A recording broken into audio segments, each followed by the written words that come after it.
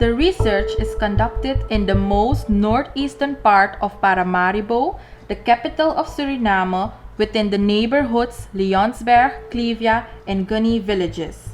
This area is originally a swamp area with rich ecosystems, with a coastal protection function and a rich biodiversity. Centuries ago, the southern part was developed as coffee and cocoa plantations, whereby the plantation structure has been preserved. Over the years, the area was urbanized without a proper planning.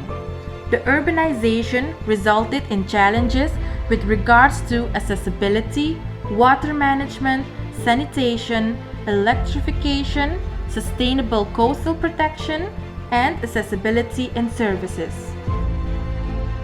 Due to the UN Sustainable Development Goal (SDG), 11 cities and human settlements should be developed to include safety, resilience, and sustainability, where other goals support areas to release this. SDG 6 prescribes the availability and sustainable management of water and sanitation for all. This research will focus on the growing water management problem in the research area. The water management problem is a result of a poor drainage system, because on one hand, the basic infrastructure was not calculated for urbanization purposes, and on the other hand, because of the impact of climate change. Inundation of areas can be a threat to public health and causes damage to the neighborhood and infrastructure.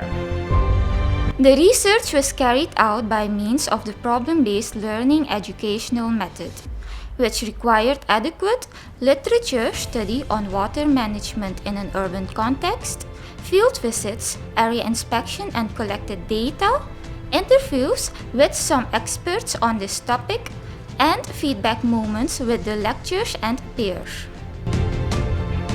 The results of this research are that the area is very low-lying because it is a swamp area and it is located very close to the Suriname River and the Atlantic Ocean, and therefore vulnerable to the impact of climate change due to the destruction of its natural protections. The urbanization of this area threatens the protection of the surrounding area against the impact of climate change. Due to the urbanization and an increase of subdivision of land, the need for storage capacity of surface water is increasing. This due to the increase of site preparation and the increase of paved surface on parcel level. The area has a poor drainage system whereby there is no consistency in the accessibility to supporting waterworks. Leonsberg has a pumping station and Clivia does not have a pumping station. It only has an old sluice which only works when it's low tide. So in the rainy season, when the area is submerged, the water lingers. Some residents have placed the culverts without following the government regulation and the needed technical specifications, which caused a difference in size and height, which results in an inadequate drainage of water. Some residents have illegally dumped or closed off the discharges passing through the premises. There is an absence of topographic data in the area which is necessary for a dewatering system. For a good and healthy environment, it is required to regulate the further development and investments in the area.